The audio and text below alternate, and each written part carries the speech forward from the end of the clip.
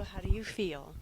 I feel like relieved, honestly, that I didn't completely blank out, and it feels good to just like kind of share a part of myself to an audience and see reactions from that.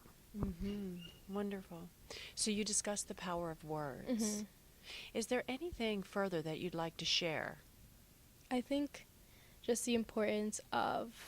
I think I want to like talk more about like policy work because that's something I did and I didn't really talk about. Mm-hmm. Just like the importance of policymakers' decisions and realizing that, in fact, like it does actually have an impact on students, and like a lot of the policy that's being pushed right now by the Secretary of Education in particular is really going to hurt a lot of students that already are um, at risk and like already have a very hard time Mm-hmm. getting a basic education. So Mm-hmm. that's like frustrating. And in your mind, when you say a basic education, Yeah, I just think like just like the ability to like go to school and learn and be able to gain skills that mm-hmm. like you need in order to like to succeed in life, and like some schools just like aren't able to do that because they're not getting adequate funding, Yeah. and so like this idea of even just like learning these like skills that it would be considered like, oh, of course everybody knows that by the end of high school, like some of the fact that some students don't have the resources to gain that Mm-hmm. is just not, it's just not, shouldn't be acceptable in this country. And I think a lot of the policy that's being pushed right now is just going to make that worse. Mm-hmm. Mm-hmm.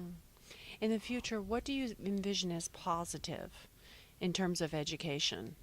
I think I think something that came to light is that I do see a lot of states focusing on like the achievement gap and trying Mm-hmm. to Mm-hmm. like really focus on like creating equitable education for everyone, Mm-hmm. and equally educating everyone despite your background, despite your gender, your race, your class. So I think that's really important, and I think that's because there's that focus. I think that states are going to be able to put more funding in that. Hopefully, that's my, and through funding, I think we could definitely, I think that's like one of the biggest things, and also like promoting school like desegregation within America, because even though like we are like Brown versus um, Brown versus Board of Ed, like even though we're past that, there's Mm-hmm. still so many schools that aren't diverse. So much work to do. There's just so much work to do, so that's really important. But I think that people really do care, and that's what makes me like feel hopeful that we can make a better education for tomorrow.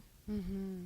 And when you see people who care, do you have any mentors during this process? Yeah, I saw a lot of. I had a couple of mentors that they really just like went out of their way to make sure that like if students couldn't pay for something, they would pay for it for them.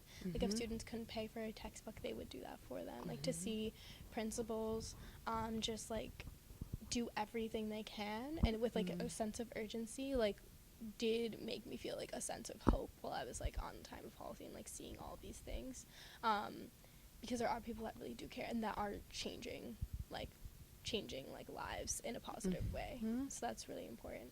Mm-hmm. Wonderful. Yeah. If you were to come back in 5 years Mhm. and speak again with Mhm. TEDx, Mhm. what do you think you'd be talking about? What I call don't know. to action do you think you would be requesting in 5 years?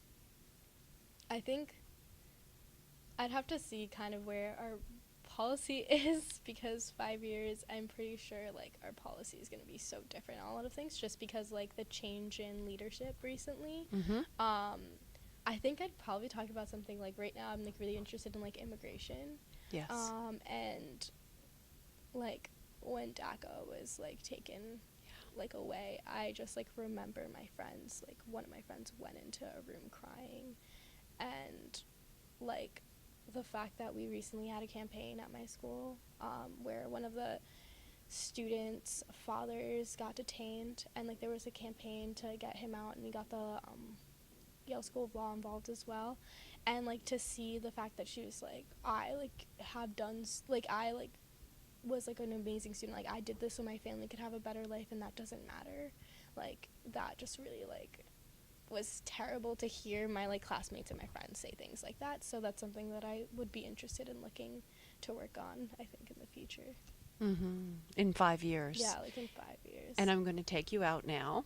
And my final question, in 10 years. In 10 years. Not where do you see yourself, but if you were to speak again Yeah, in 10 years. for TEDx.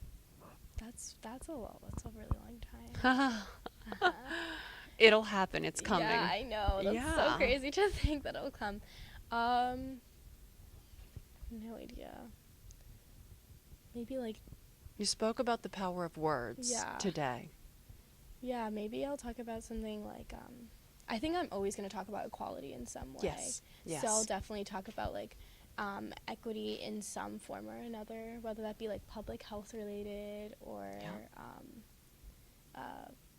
like housing or something of that nature. So, or like gender, for example, in the workplace. So I feel like I'm going to end up talking about something like that, but just probably in a different topic instead. Disparity. Yeah, disparity. in Resources. some way. Yeah, resources. Yeah, unless that changes dramatically in the next 10 years. But we'll see.